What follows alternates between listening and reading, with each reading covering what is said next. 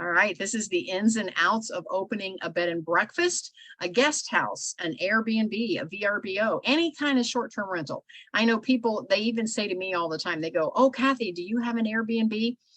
Well, I have a short-term rental. And Airbnb is, for those that are newbies that are listening in, Airbnb is just another OTA, which is an online travel agency. It's a way to, you can market your short-term rental, but you don't have to just market it on Airbnb or even on VRBO, which is vacation rental by owner. You can, depending on your zoning and where you are and whether you have to have some sort of a I'll call it an occupancy from your city or your municipality. You can at some point you can actually advertise on all the OTAs, the online booking, the online travel agencies. You can advertise on booking.com and Expedia and Travelocity and all of those, and you can be as busy as you want to be. Honestly, as busy as you want to be. Now, I personally, and I'll just share a little bit about me, and then I'm going to hand it over to Adam, and then we're going to ultimately get around to Alan. But I personally have a guest house in my home. So I am doing a little bit of a house hack for those of you that are in the real estate space. I have a house hack where I rent out 3 rooms in my home, and then I keep an owner's suite for myself. And we have managed it to the point where we can separate our owner's suite away from the guest rooms. And so my guest rooms look very much like a hotel room. Each room has 2 double beds. It has their own private bathroom, an in-suite bathroom in every single room. And they have their little coffee station and water and, you know, cups and all that good stuff, and extra blankets in the closet and extra pillows and all that good stuff. So it's quite like staying at a hotel. I electronically check my guest in.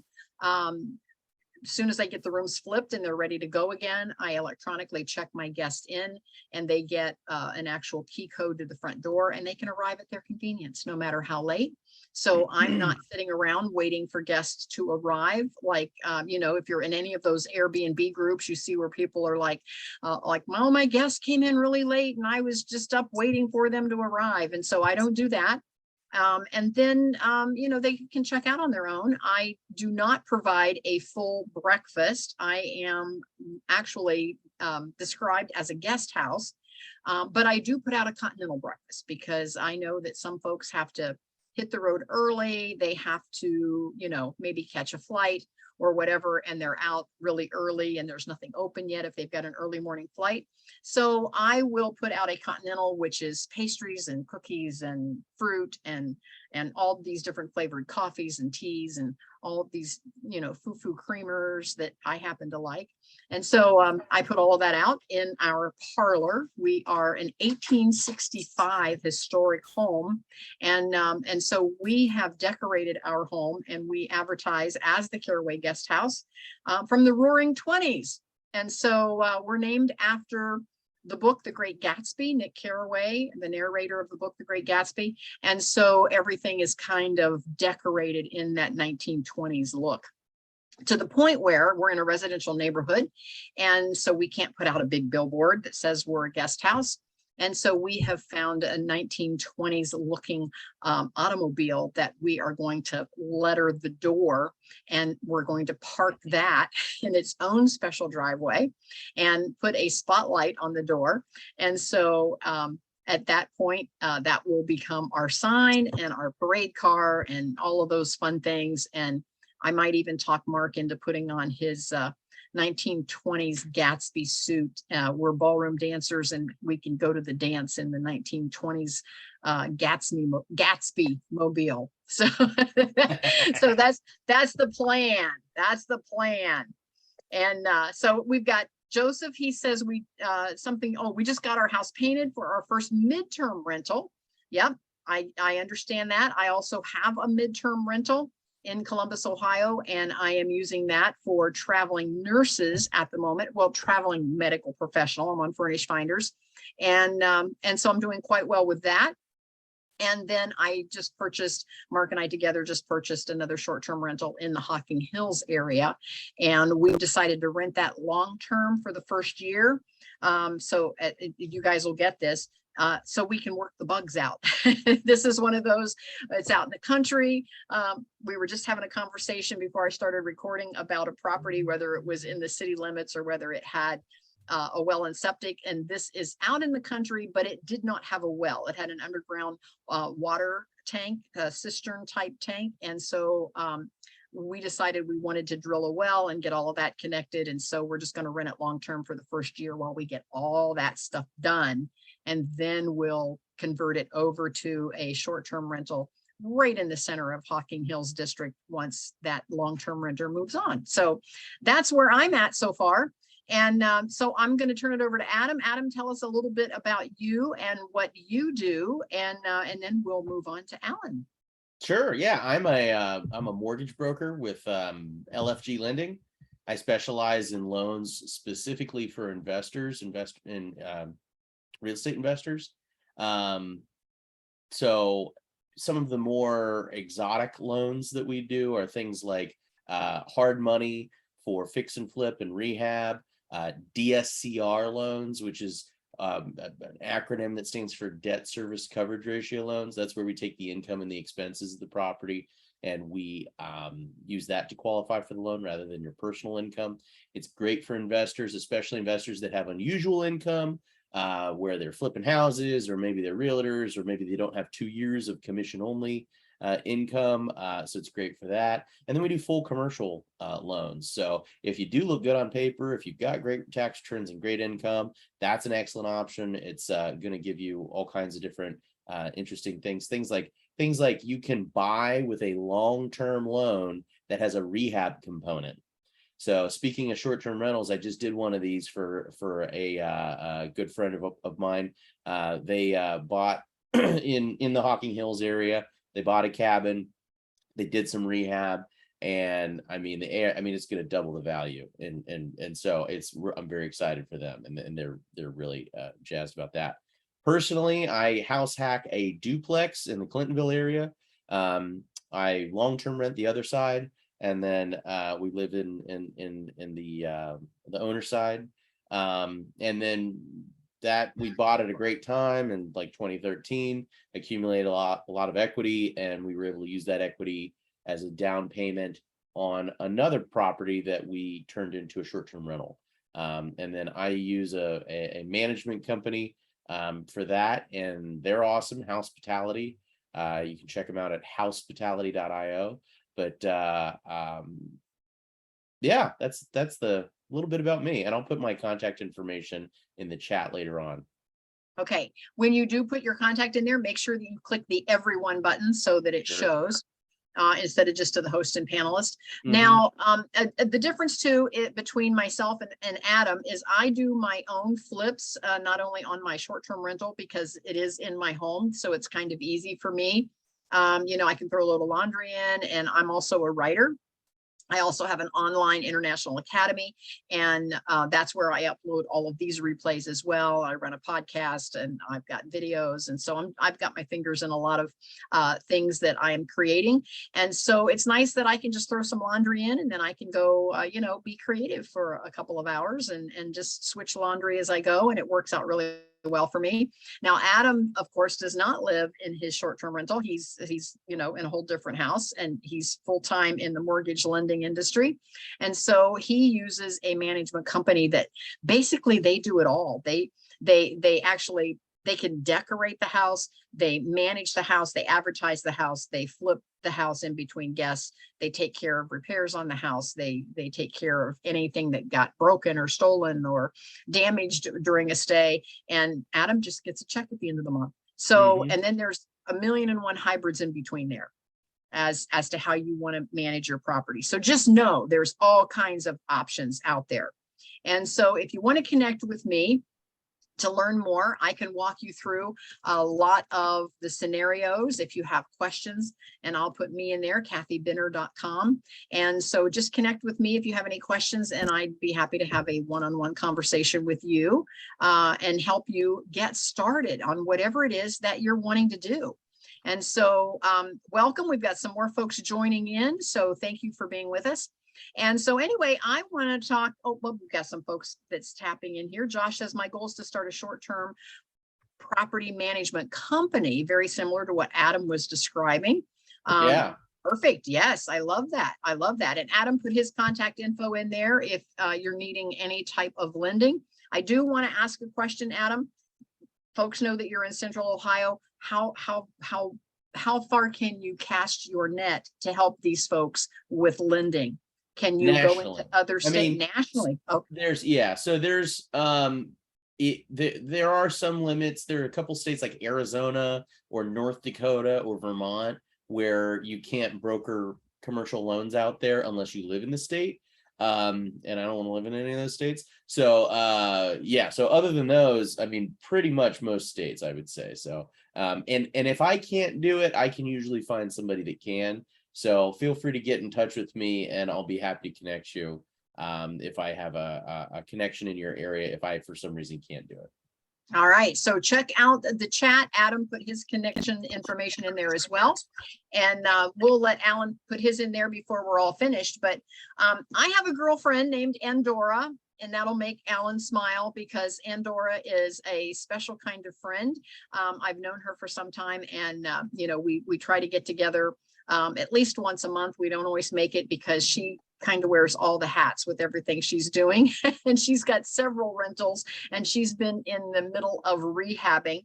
But when I asked her about being on our show this evening, she said, I've got the person for you. She goes, if you need me as a backup, she said, I'll be your backup. But she said, I've got the person you need to talk to. His name is Alan. She said, he's got a wonderful story. So she connected me and Alan together. And so Alan shared a little bit of his unique story with me when I first contacted Alan to see if he was interested in being on with us this evening, and he graciously said yes. So thank you for being here. And please share with our listeners how you bought your first short-term rental. This is a wonderful story, and I love it. Well, thanks for having me on, Kathy.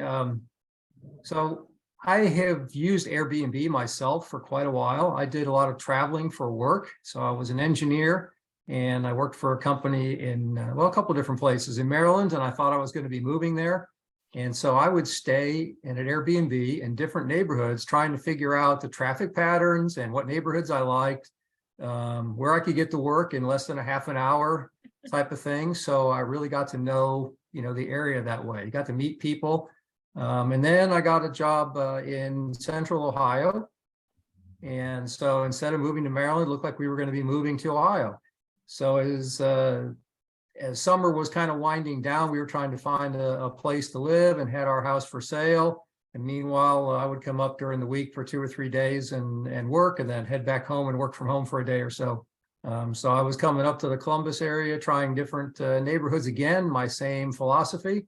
And I found a house in Delaware, Ohio, which is a northern suburb of Columbus. And it's right near the Ohio Wesleyan University. And they had an Airbnb and they had just opened it up and I was their first guest. So I had experience at being a guest. And so they kind of liked that about me. They wanted to, get some feedback on, do you like this? Do you like that? Do you want to have coffee in the morning? That kind of thing. So they're a very friendly couple, and it was a bi-level house. So the upper part of the house, there were 3 bedrooms, and they were renting each bedroom out separately, a shared bathroom. So if you're the only one there, you got the bathroom to yourself. And they lived in the lower level where they had another bedroom, a living room area, their own bathroom, and a kitchen area. So they had a kitchen in the downstairs and a kitchen upstairs. So they had a separate door. So they come in the front door. When you got bi-level, you go upstairs to go to the guest rooms, you go downstairs to go to their suite, and they had a door right there that, that would lock and separate their house from everybody else. So I was their first guest. I went about doing my engineering career for 2 or 3 years, and I started getting into real estate. And so I joined the local real estate club here in the Columbus area. And it turns out that it was also being run by the daughter of someone I'd taken real estate classes from in Cincinnati when I went to school there. So long story short there, we already had some mutual acquaintances. She even remembered my name because when she was young enough to do the certificates for taking the class, she remembered having to spell my name in the calligraphy to get my certificate. because her dad put her to work, obviously. So I got involved in real estate here and started, doing some investing. And I started out actually doing private lending. So I am a private lender. I do hard money loans. I have loaned long term. I use my IRA funds in some cases to do that. In some cases, I use personal funds. But the very first loan I did was actually on somebody that was buying a Airbnb, a short-term rental at Myrtle Beach. Cool. So as I was doing that, and that came about, and I made that loan, and that's still in place today. I still get monthly payments on that, and I became a partner with that person. Meanwhile, this house that I had stayed at in the first place, they decided they were going to move out of town. They had family here and they had family in New York, and they'd been spending the last 4 or 5 years here with that family. They decided, hey, we need to go spend some time with our other family. So they were going to put their house up for sale. And unfortunately, I didn't get to them before they put it on the real estate market. And so they had 4 or 5 bids on it already. And I called them up and I said, hey, what are you doing selling my bedroom? I said, I want to buy it. I love that. Don't sell my bedroom. Yeah, I said, you can't sell my bedroom. And, because, I had a room that I was usually in. Every once in a while, I take the bigger room, but I usually save that for guests that, were, a couple that was there, and I would take the smaller room because I was just, I'm just there during the week. I worked all week. I just need a place to stay. But anyway, yeah, really nice place. They got a fire pit out back, and, they would entertain us. We went to the zoo together one time, when I was staying with them. So yeah, they decided, yeah, we're gonna think about it. We're gonna pray about it, and we'll get back to you. And sure enough, they wanted to sell me the house. So we ended up getting the house, even though there were 3 or 4 other offers on the property. The market was crazy. This was only less than a year ago, I guess this was. Yeah, so we took it over. We got a conventional loan, put our 20% down. And she was happy, and she's actually been a guest since she's left and come back to stay with us. So it's nice when she comes here to have family to visit. She's got a place to stay. And so we're still renting it the way she did, room by room, except now we also have the lower level, which we turned into an additional bedroom suite, and we will rent that one separately. So you can have your own private suite with your own private bathroom down there, or you can rent one of the bedrooms upstairs.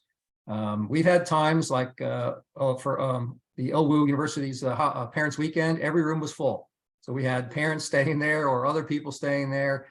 We'd order pizza. We sat on the back deck. We'll make a fire out in the back. And so, she started out kind of like they did, because they lived there. They would let guests in. The neighbor actually is a helper in this. So she actually will let guests in from time to time if we can't make it. But that got to be, a bit of a drag, especially when people wanted to come in late. And my wife's a softie. She couldn't say no to people that wanted to come at 10 and then didn't show up till midnight. So she's running between our house and that one, which they're about 10 minutes apart, 4 or 5 miles from each other. So it's not really close. Yeah, I was going to ask how close you live to that one. Yeah. Yeah. So she's managing that property and she's enjoying it. But we did put one of those remote locks on, and it's the best thing ever. I went over there one day and I couldn't remember the code, and she sees me coming because we have a Ring outdoor camera too. She goes, here's the number. Oh, as I tried putting it in, it didn't work. She goes, let me open it for you. I love that. Opened it for me. I'm like, yeah, thank you very much. Well, how was it when you realized that, that this property was going to go on or was on the market, and when you realized it was on the market, what was your thought process that you just said, hey, I think we want to buy that. I think we want to have a short-term rental. What was your thought process? Because obviously over a year ago, you didn't have a short-term rental. What made you decide you wanted to do that? I think it was because I had gotten back into real estate investing. So I had done a little bit of that when I was in college, and then, got this career, and you moved around a couple of times. And so you didn't have time to plant roots where you felt like you'd be there long enough to buy a house that you wouldn't have to sell in 5 years when you moved. So I just didn't really do it. I was careful about the properties I bought for myself, and tried to buy in a nice, appreciating area and did okay on that. But we didn't have any rentals till we got back to here. And then we started getting more involved in, in the real estate club. And once people knew, what I was doing, they would come to me and bring deals. So now actually, I probably already had I probably already had an Airbnb at the beach. So by the time that the first Okay. loan that I made, at Myrtle Beach, the person came back to me and says, I'm buying another property. I would like to borrow some more money. And at that point in time, my IRA money was working elsewhere and I was getting higher interest. And I said, well, I can do it, but it's going to have to be at a higher interest rate. And she didn't like that a whole lot. I said, well, here's another option. Maybe we should be partners on this. I can provide the money. You can manage the property and we'll split the ownership.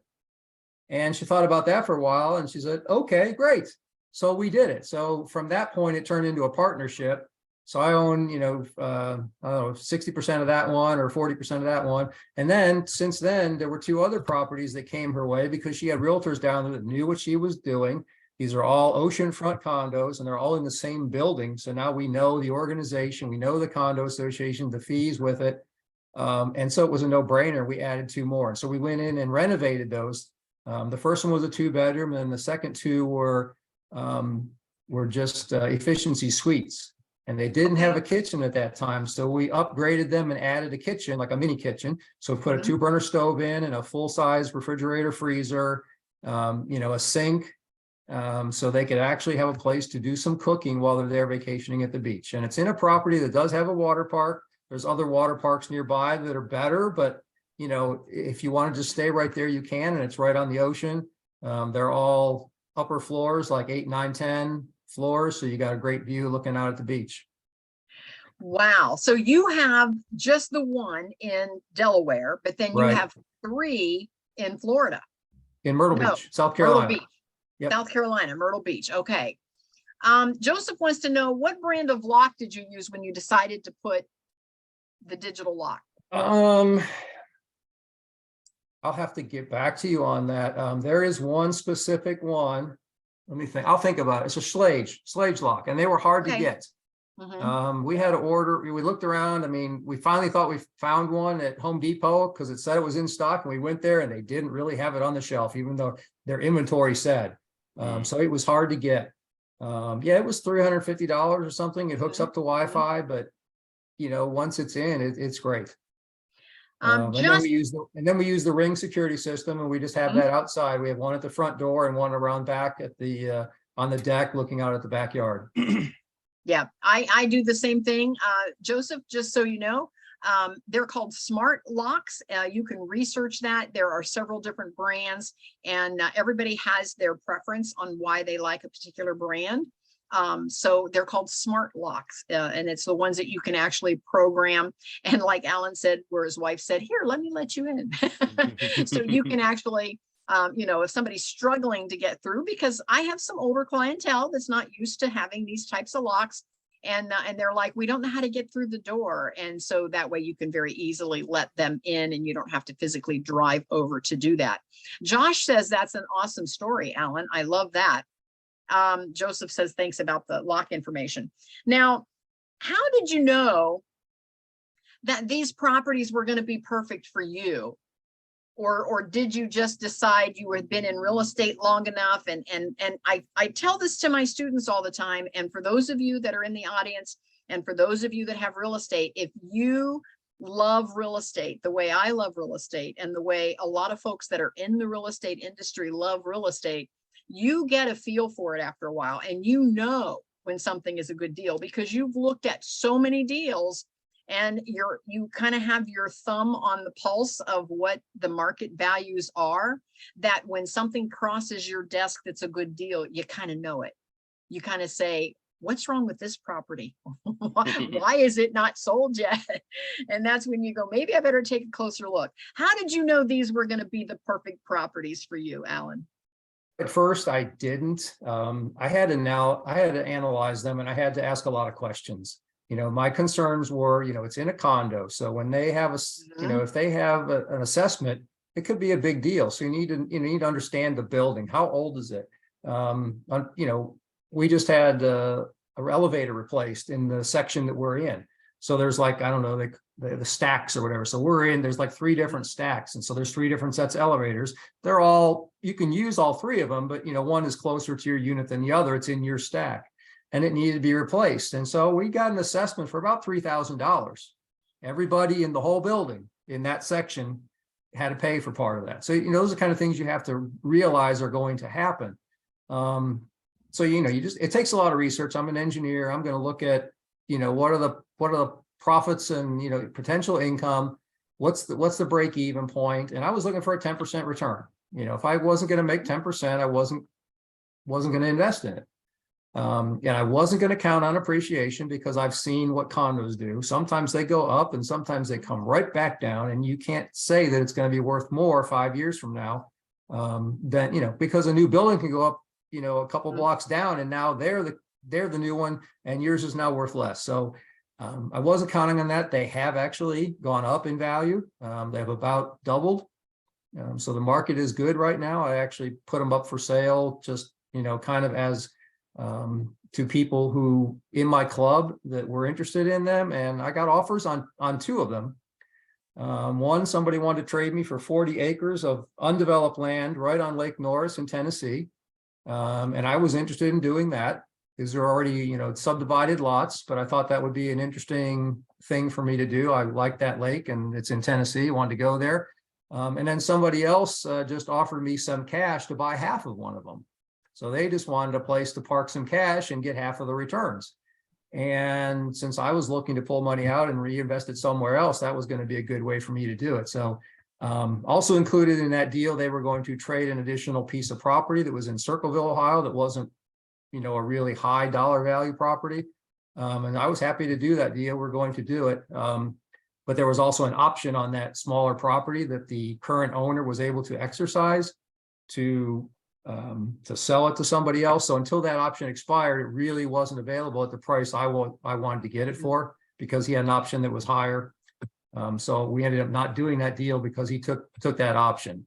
But they're still out there, and I would still sell them and I would still buy another one. So it just well, and for our audience, what I want to also bring up is my midterm rental, which midterm, and just to give everybody an overview, if you're brand new to the space and you're not positive what all of this lingo means, when you have a long-term rental, somebody is going to rent it for a year or more.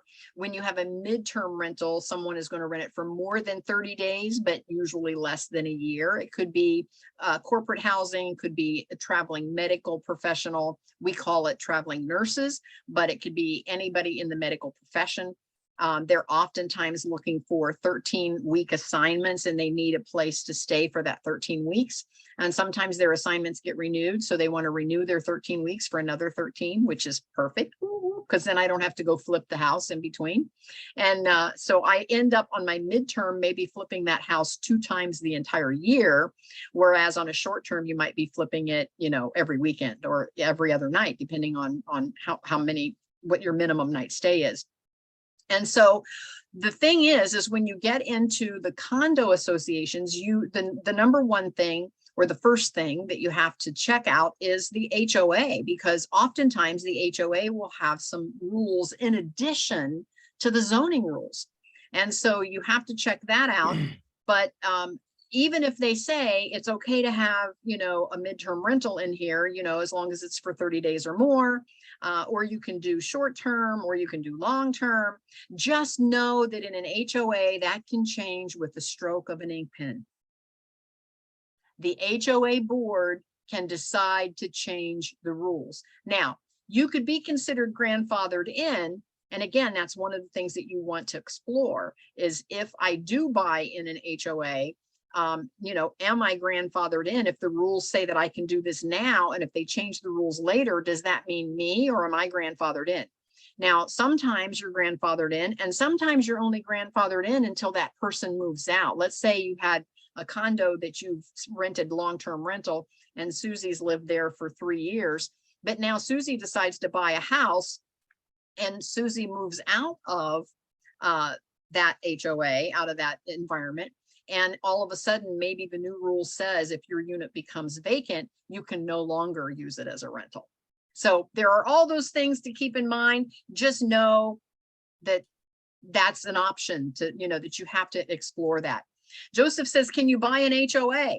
The HOA is usually a group of folks that are volunteers. There might be a couple of paid positions within the HOA, and they simply run the organization that manages that complex. So you can't generally go in and buy an HOA. I do have a comment about that though. Okay. So if you're part of a smaller condo association, we're running into an issue with a deal that we're working on up at Lake Erie, and there's like 6 condos that are in there. If you were to buy up all 6 condos, then you control all the properties, and you then at that point control the HOA, and you do whatever you want, because the HOA is made up of member owners of the community. And you would then be the 100% owner if you bought all 6 of the units in the 6-unit condo. So there is that. Typically, you just have to own the lion's share of them, right? Because you get a vote per unit. So if you own 4 of those 6, you would always win the vote. Yeah. Well, this is true as well. So yes, good points. Good points. But just know that there is that extra layer that you do have to explore if you're going to be purchasing in a condo complex or into a housing development that has an HOA in place. So just know that there is that extra layer to explore. But again, even then, even if you owned all the units, or if you had the majority of the units, you still have to abide by whatever that municipality's zoning rules are. So you have the zoning issues as well. And there are some cities, some municipalities, some villages, they have written out any kind of short-term or mid-term rentals. They do not want that in their neighborhoods. And they have already written that into their zoning code for their municipality, their city. So start with the state, like in Ohio, you would start with the Ohio Revised Code, and then go, and then you just start coming, basically make it smaller and smaller. You start with the state, and then you go with the county, and then you got to go with the city, and then you got to go, with whatever municipality is that controls where that particular unit sits. And so just be sure that you do your homework. So I just want to toss that out there. If anyone is looking at a particular property and you need some help with that, kathybenner.com. I put it in the chat earlier. Contact me and I can help you walk through that. Now, Albert wants to know, is there a website that we can find information of where the short-term rentals are allowed? And finding that is hard to find information at times. I get it. Yes, it is hard. Again, you have to do some digging. Again, start with your state's revised code and then narrow it down to the municipality that your property is actually in. And for me, here in Canal Winchester, Ohio, I was the first one that wanted to have a legal, I'll call it legal, bed and breakfast guest house inside the city limits, because there were some Airbnbs and those folks did not bother to get any type of permission or certificate or whatever. And so I wanted to do all the right steps the right way. Because I didn't want to get a cease and desist letter at some point after I had, 14 reservations on the books. So, so anyway, do it the right way. And that way you don't have to worry that you're trying to, be undercover. And I've seen in some of the Facebook Airbnb sites where folks are in there saying, I told my guests not to talk to the neighbors because they're not supposed to be Airbnb-ing their condo. And the folks did and told the neighbors, and the neighbors reported them, and then the HOA sent them a cease and desist, and and it's a mess. So just put all your cards on the table. Anyway, another comment. This is also from Albert. I have a property in Chicago. It looks like it's nearly impossible. Some cities are really against any type of short-term rental. So again, give me a call. We can have some conversations. I got a few little hacks on how you can get around some of that. So back to you, Alan. Did you have to figure out, not just the HOA, but did you have to figure out any of these zoning issues for any of your properties, or was that kind of already done by the time you came on board with them as a short-term rental? So I do pay attention to what those zoning, rules are. And actually the one in Delaware, the closing agent was the mayor of Delaware. So she knew exactly what I was going to be doing for it. She also runs a title company there. Okay. And so, yeah, that made another connection by working on that deal. So that was kind of interesting. Yes. And for those of you that know me, I came out of the beauty salon industry, and the mayor's wife was one of my clients. So I couldn't fly under the radar because she knew me personally. So yeah, it's kind of nice to have those connections, but again, do it the right way and, do your homework. So Alan, how do you get your bookings? Are you on OTAs, online travel agencies? And do you have a channel manager software? Let's chat about that. Oh, so see, now that's where I have brains on my team. Okay. So the ones at Myrtle Beach, as you know, I started out with a partner there who was already investing there. And she has been growing her business there. And I'm going to put the website in the chat here, but it's stayinmyrtlebeach.com. And that is Okay. where the properties are listed. So she lists them directly on there, but they're also available on Airbnb and VRBO. I think we get about 80-20, 80% from the websites and 20% off of her website. And obviously that'll grow over time, I would think, because we get repeat business coming back, and then they want to book there and save those fees. Now I'm gonna jump in and ask again. It's called stayonthebeach.com. No, it's called stayinmyrtlebeach.com. Yep.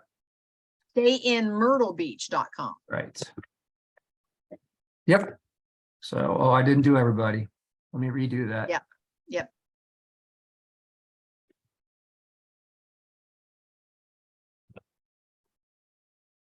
That way everybody can see that and we can check it out.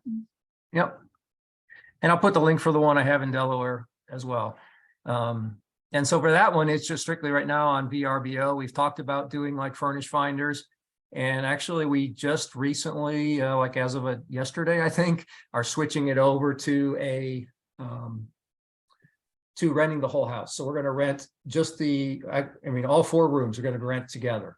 And we're going to see if that rents any differently, especially this time of year. We're going to have families coming in for Christmas and Thanksgiving, as opposed to making them find all the rooms individually, and then maybe one of them's booked. So we had that trouble before. We had some people that were staying longer term, repeat renters that were there in a room. And so we really couldn't block out the whole house because somebody was already in part of it. So now we're going to try it that way, Okay. and see how that works. And again, that's another great point. Once you get into any type of business, you have to test and measure. Make sure that you look at those numbers. I don't know about you guys, but when I was in corporate America, I hated all those reports. You had to do these reports. And I'm thinking, oh, that's just a lot of work. But they're so important because oftentimes you don't see the trends. You don't see where you're going. You don't see where you've been. You don't see what is really profitable until you look at some of those reports. So be sure and test and measure and make sure that, if you need to, adjust or segue in any way, that you can do that. And take a look at the chat. Alan put everything in there. He's a private lender, investor, condos for vacations at the beach, stayinmyrtlebeach.com, Whispering Pines, Ocean Pearl, Barefoot Bungalow, and then he's also in Delaware, Ohio. So be sure and connect and take a look at what he's doing there. So back to my question, do you have a channel manager where you can keep tabs on these different channels that are coming in? So my partner does that, basically, and she uses dynamic pricing as well. Okay. So, it goes out to the different to Air DNA and other services like that will provide what's available in the area at a certain time. So obviously during the high seasons in the summer when people are going to the beach, you have higher rates than you do like right now. And so we typically try to offer monthly rates this time of year to people that are going to head down to the beach and maybe spend a month or 2 down there where it's a little bit warmer than it is in Ohio. Snowbirds. Yep, and that works out. We had people who did monthly rentals in 2 or 3 of the units last year.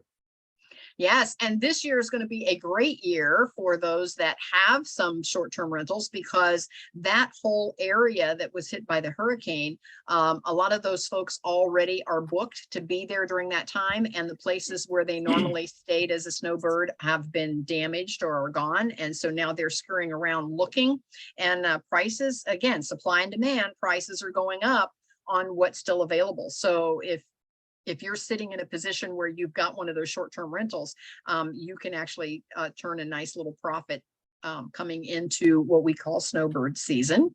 And so, yes, it's very important to keep an eye on what's happening in the marketplace. So we have a question. Josh says, Alan, where did you find your Myrtle Beach partner? I'm trying to do what she is doing, but I was going to start in Philadelphia or Outer Banks, managing the short-term rentals, the STRs. He's wanting to Josh is wanting to actually be the management company. So how did you find your Myrtle Beach partner? Well, I mean, it's really just had to do with the local real estate club that I belong to. So I belong to Corey, which started out as the Central Ohio Real Estate Entrepreneur Association. And when COVID hit, we all went online, and they did a great job with Zoom, and all the other real estate clubs that couldn't meet in person were coming to us. And so we have people that are in our club now from DC, from Florida, from Pittsburgh, from Philadelphia, from Virginia, from Florida, and they're all part of our club. Now, they may belong to other clubs as well, but they have joined our club. So there's over 900 people in our club, and they have meetings, different topics, and we have a focus group just on short-term rentals. So there's 2 experts on there that talk about short-term rentals. One is from Cincinnati and one is from Columbus, and they'll talk about what lock do you use? Do you need to have alarm systems? Do you have, what about parties? Just all those things that can go wrong. How do you deal with them and that sort of thing? So anyway, that's where I found her, because she got on this call and was looking for somebody to make a loan, and I connected. And I said, yes, I've got this self-directed IRA money that, was sitting there in the stock market, and you know what that's like, right? Yes. So I was very anxious to pull it out of there and not have too much of it exposed. My goal was to move half of it out so that I didn't have that great exposure. And I'm glad that I did, because, I got, 60 or more % of it out of there before this latest downturn. And it's invested in something that is solid and growing. And it's making a good return. So that's where I found her. And again, it's one of these things you have to decide. You have to evaluate the person. You have to evaluate the deal. Am I willing to lend somebody money? And then I went to my attorney and we wrote up the documents, and I also found him in the club. I went to one of the people in my club and said, hey, I'm going to need a real estate attorney to write up some of these documents. Who should I go to? Oh, you got this guy right here in the club. So go talk to him. He's an investor and he knows real estate and he's a lawyer. So yeah. Perfect. Networking. Right. Absolutely. Yes. Networking is huge. Absolutely. Adam put a link in the chat for everyone. And Josh says, awesome, Alan. He said, I will join a club to network. And he says, I would use a noise monitor to try to stop parties. That would at least give you an alert. We see a lot of folks that are doing that. I do have another question for Alan. Describe how your check-in looks to your guest. Okay. So that varied because we used to do it personally. And so we physically had the front door locked. And any guest that was coming, even if there was somebody already staying there, we would meet them at the house, or the neighbor would do it if we couldn't do it. So we would plan ahead when somebody was going to be there. And we had certain times, just like you're going to, advertise, this is the time you can check in after 4 o'clock, before 8 o'clock. So we know when the window is, and try to plan around our own schedules. But usually it was my wife that would go there. Sometimes it would be me if she couldn't do it. And if neither one of us could do it, the neighbor would do it. And so we would let them in, we'd show them their room. We kind of, just talk to them, where they're from, how was your trip? What are you doing while you're here? You need anything? Can we recommend restaurants? That type of thing. And, we'd point out, we'd have snacks out. We didn't do breakfast per se, but we would make sure that they had, candy bars and oatmeal bars and pancake batter or waffle batter, and they knew where the toaster was. And, there were a few breakfast type items around that they could use if they wanted to eat something. And sometimes we'd have drinks, whether it's water or juice in the refrigerator, that type of thing. So yeah, they would be welcome. They'd be shown their room. And then we have lanyards with key chains on them. So you can't lose it. A big lanyard, you can wear it around your neck, different colors for each room. So it matches the decor in the room. So one's called Bonnie Blue, so it's blue, obviously. Another one's called Barn Door, so it's kind of a green. And then there's another one that's called Americana, so it's red, white, and blue. So that goes along with. So you got a key on that ring then to the front door and to your own bedroom, because since the bedrooms are rented individually, they actually have locks on the bedrooms. Yes. And ours does too, because we rent rooms out of our home, 3 separate rooms, and we can have 3 separate guests that do not know each other, renting on the same night. And so we are using the keyless entries, and so they get their own personal codes. And that way they can get through the front door and through their room door into their room. Alan put in the chat about his Airbnb in the Columbus suburbs. And so, yeah, there's a link there for folks. So there is that.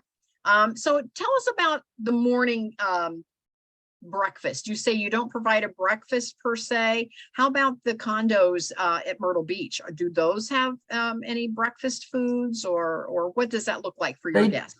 Yeah, they do not. They all have coffee makers, and we supply coffee. There's Okay. Keurig machines in every one, and different flavors of coffee, different flavors of tea, maybe hot chocolate. So that's available. The ones at the beach, we really don't go beyond that because they have kitchens, and we're expecting people are going to buy groceries and cook their own food. But the one, like I said, in Delaware, where it's, it's kind of a courtesy snack type thing that we provide. Okay. Okay. And now that we have that the keyless lock, our check-in is a little different. We will check in with them once they've checked in, and because we have that lock, we know when they arrive. Yes. And we know if the door's locked or open, and each person has a different code, so we know which person has come in. I love that. I love that. It helps you manage from a distance. Yes, Adam. Alan, you this place in Delaware looks awesome, by the way. I gotta ask, I see you got, it looks like solar panels on the roof. Is that right? Yes. How? Yes, it came with those solar panels. Really? Okay. Yeah. Cool. Do you notice, I mean, compared to your other properties, does it mitigate the energy costs quite a bit, or? Yeah, I'm actually looking at another property right now that I'm buying in Columbus. It's probably going to be a lease option. It's near German Village, and it has solar panels on it, and its monthly electric is down to $77 a month for an older 100-year-old, Wow. 3-bedroom, bath and a half, 2-story with an attic house.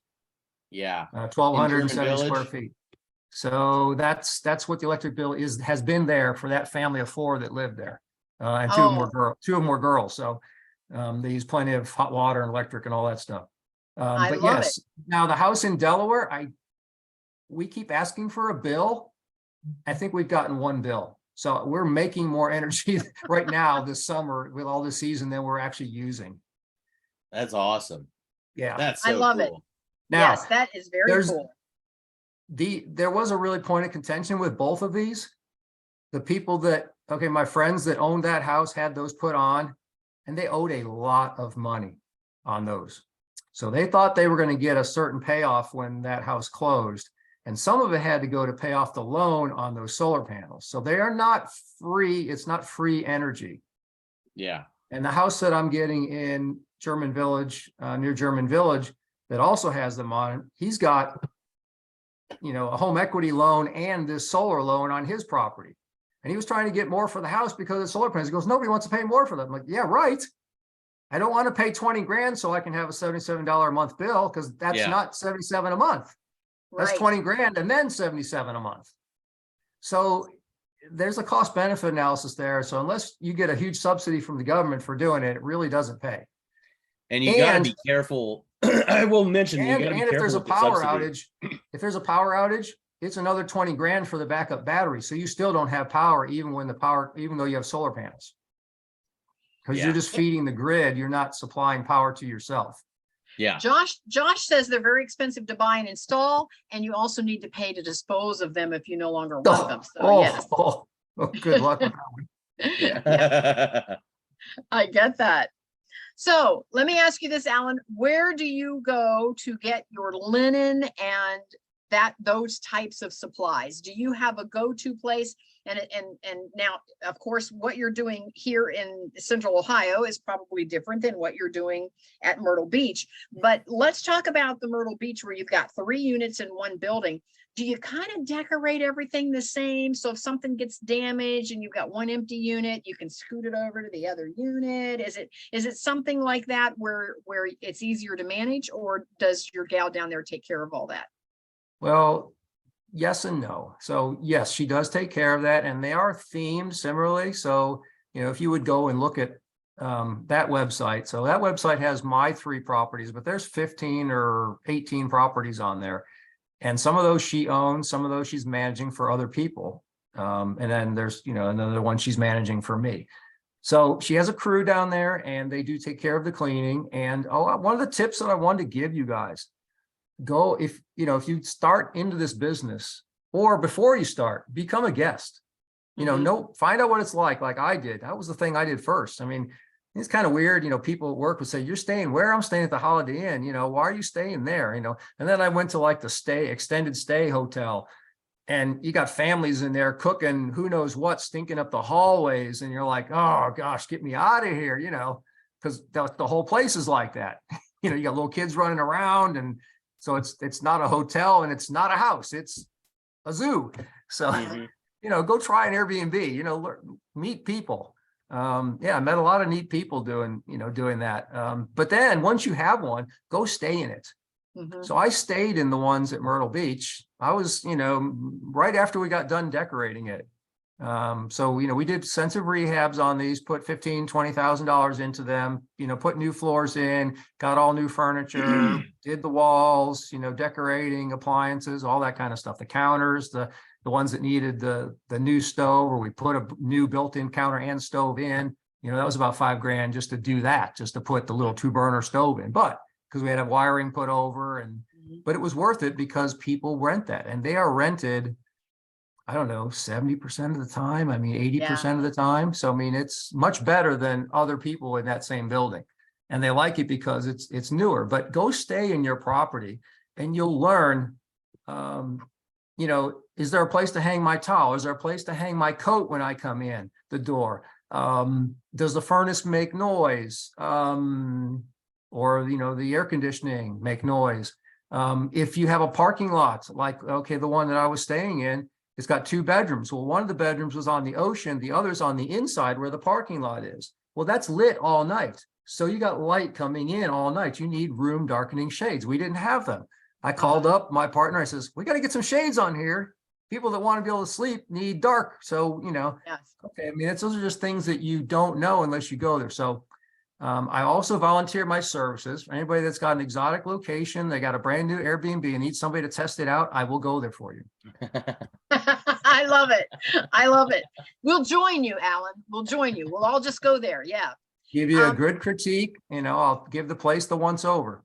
Yeah. Josh wants to know, does your gal down there in Myrtle Beach, does she actually live close, or does she have a team there and she manages it remotely? She manages it remotely. She's in the Cincinnati club. Okay. Okay. Yep. So she simply has a team on the ground there. Okay. Right. And it's her desire to retire there, to move there. So, she's been going there for vacations for many years and started this. And I think she bought the condo recently that she actually wants to retire into. A really nice 3-bedroom condo in a really kind of more exclusive building. So yeah. And it's currently available for rent. I love that. I love that. So there, of course, with her team on the ground, she has a cleaning team, whoever the cleaning company is, whether she's hiring. Now, Right. The question is does she hire them? Do you know? Because we've got, some folks on the call that want to do some management. Does she hire them as employees, or is she hiring an independent contractor type cleaners? No, I see the cleaning bills. I'd have to go look and see. I'm guessing that they're not her employees, that they're contracted. Okay. And But for those that are listening, there's pros and cons to that. If you hire them as an employee and they don't do the job the way you want it done, you can retrain them, you can fire them, you can hire other ones. You have total control over who is in your units and doing your cleaning. Again, if they're independent contractors, then you don't have to worry about, payroll and workers' comp and all of those things. But then under a contract, you still have the option, if they're not doing the job, that you can simply cancel the contract and hire a different cleaning company. So there's pros and cons both ways. I just didn't know which way. Now, how about in Delaware? Are you guys, you say your wife is managing that one? Is she doing the cleaning and the flipping in between? Yep, she's doing all the cleaning and flipping right now. Okay. And, she'll manage that based on her schedule as well. So if she knows we're going to be tied up, she'll just block the rooms, to Yes. give her time to clean it, to make sure nobody's coming in right afterwards. And I do that too. Now I do have a channel manager. I'm using a channel manager called Cloud Beds. And because I have 3 different rooms. And so what I do is I've connected all of my channels. So I've connected the booking.com, I've connected the Expedia, the Travelocity, and Airbnb. I've connected all of those into my channel manager. And so then whenever somebody books on booking.com, it comes into my channel manager, and the channel manager pushes it backwards out to all those other channels so that I don't get a double booking.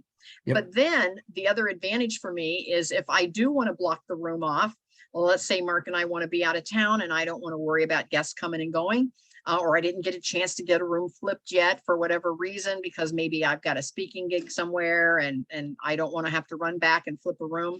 I can actually sit down on my phone, even on my channel manager, and I can block the room and it automatically pushes it backwards out to all my channels. And for the customer, for the guest, it simply looks like I'm already booked. But only on my end, I can tell whether it's a booking or whether I've blocked the room. And Cloud Beds is the one that I'm using. It's $124 a month for me, and because I have 3 rooms connected to it. And with Cloud Beds, with that model, I not only get a front office program where I can go in and block, and I can scoot a guest from one room to another. If they say, hey, do you have a downstairs room? Yeah, let me scoot you down there. And so I've got my front office system is connected. The channel manager that manages all the different channels is connected, and I get a free website. And anybody that books directly with my free website, then I don't have to pay any commissions that you normally would pay out to those OTAs, those online travel agencies like Airbnb and Travelocity and booking.com. So there's several programs out there.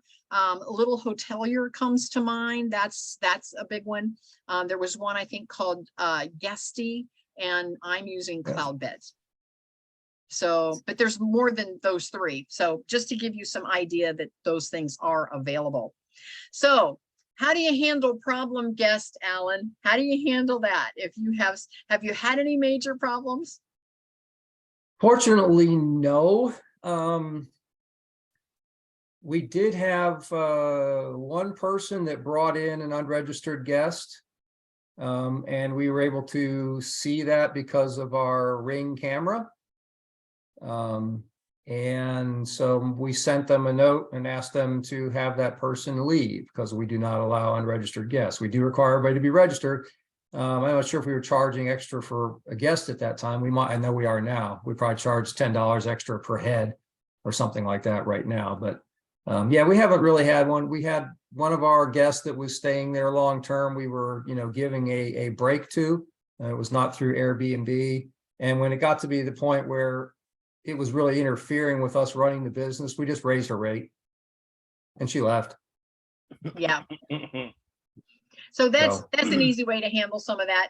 I haven't really had any major issues. I had one guy that decided, he was a young guy, and he decided he was going to smoke, and I had to, inside the house. And so I had to, knock on his door and remind him that we have a smoking area outside and that there was no smoking inside the house. And that's kind of solved it. We haven't had any issue with noise or parties or anything like that. So again, life has been pretty good. I've been doing this since October of 2016, and I haven't had any real issues. Now, when I get onto those Facebook Airbnb groups and you read down through some of the issues that people are having, I'm like, wow. And it makes you think, oh, maybe I'm not going to do this. But I'm here to tell you that's not been my experience. I've had a good experience with it. It's definitely cash flows for me. So, and it sounds like Alan's had a good experience. I know Adam's had a good experience. So any questions from the audience? We still have Alberto, Joseph, Josh, Stephanie, Tom, still on the call. Please put in the chat if you have any questions at all for any of the three of us. We'd be happy to answer any questions for you. Something that maybe we haven't covered. Speaking of problems, we do screen our guests before they come in. They can't just direct book, so we do not have direct booking turned on. We were a super host to begin with because our previous owner was a super host, and we basically took over her account. So that allowed us to keep all the reviews that were there. And she still kind of co-hosts with us now, which helped. It's been helpful to transition and, and repeat guests and that sort of thing, are coming back because they contact her and that sort of thing. We have had the issue with people trying to get us to reserve a room, and it actually happened once. They want to book a room, and you say yes, and you reserve it for them, and you think, oh, I don't know if I really want to rent to these people. I don't have any reviews, and then they never book it. So they basically are blocking your room for that day, and then you lose a booking because nobody else can get it because you've got it blocked for them, thinking it's, the system blocks it for them, waiting for their payments, and then they never make it. So they never book the room per se. They just ask to book and then don't do it. And I think that happened to us once because we actually told somebody no for a specific reason. And I think the following weekend, they actually did that to us, that they, came in under another name and booked the room, and then just didn't show and never paid. So we also had people from China inquiring, wanting to stay for a long time, and they call you landlady or something like that, and they got no reviews, and they're from the Communist Party something or other, and I think it's a scam, and we have denied those people. And some of those are hard to tell. So what I've done is I found that less is more. And I'll explain that. I just tell folks when they contact me directly via email or text message or whatever, I just refer them back to the booking site. And that way the booking site already is tried and tested, and I just refer them back to the booking site. If you want to book, here's the link. And so I don't take a lot of those requests or entertain those conversations. And if they want to involve you in huge conversation about, well, do you have this, and do you have this, and do you have that, and do you have this, right? It's all on the booking site. So I just say, here's the link, it's got all the information you need. And so I just send them back to the booking site, and that usually can weed them out. Yep. Albert says currently doing long-term rentals and looking to start short-term rentals, trying to learn. Well, thank you so much for being with us. We appreciate you being on. If you have any questions, again, get in touch with any of the three of us. And so I put it in the chat. You're welcome to scroll back through the chat, take a screen print, jot it down, whatever. I'm also going to do a recording of this particular call, and it will be at kathybinner.com. You just scroll down kathybinner.com until you come to the ins and outs of opening a B&B. And once you get there, you can click through and you can listen to all of our replays of all of our calls. And what I will do is I'll put our contact information in the description of the replay. So if you didn't get a chance to jot it down or make a screen print, you can simply go to kathybinner.com and go to the replay, and everything will be there. Not only the replay of this recording, but it'll also have our contact information under the description. So you can reach us that way. So Alan, any last words that you would like? Josh says, okay, Josh put out a phone number for the guy who wants to change to a short-term rental if he's interested in management. So yeah, Josh is advertising already. He's so I am awesome. I'm going to cut and paste and put that out to everyone. And so there is that information was from Josh. When you see that 717 number, that is from Josh for the guy who wants to change to short term. I love it. Yes. And Josh, I mean, the best advice that I have is get to every single networking event that you possibly can, because the more people you can interact with, the more likely you are going to find clients and everything. I mean, yeah, it's amazing. It's the best. Yeah.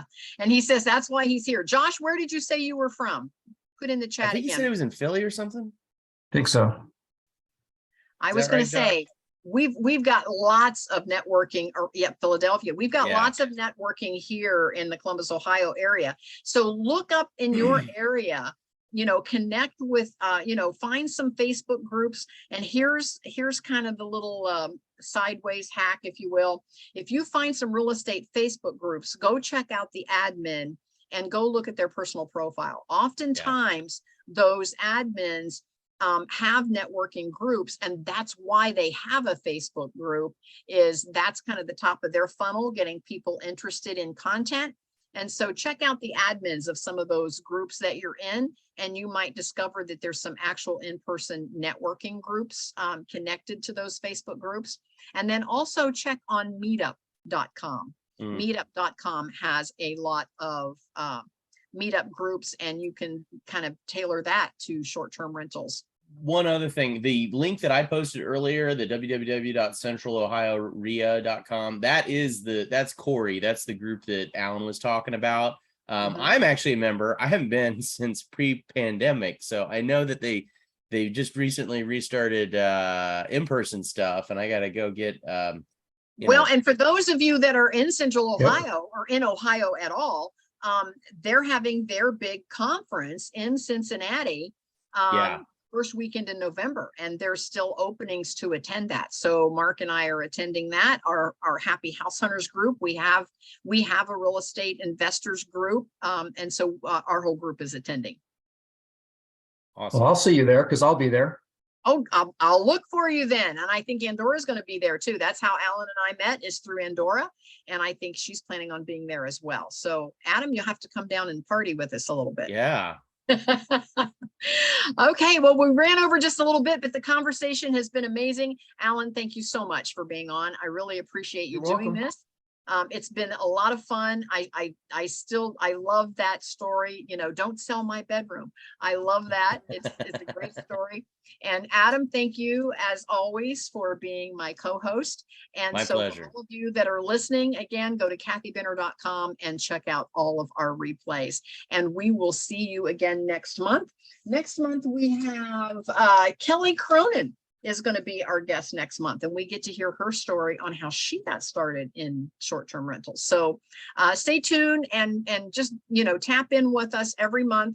And I always have to go to my calendar to be sure that I say it correctly, but we are here the 4th Tuesday of every month at 6 o'clock, and it's the same actual Zoom meeting ID. So if you've jotted that down somewhere, or if you have that, save that. That way you can just tap in. It's the same Zoom meeting ID every month, and it's the 4th Tuesday at 6 o'clock Eastern time. So thank you again, and we'll see everybody next month. Thank you so much. Bye. Thanks. Bye.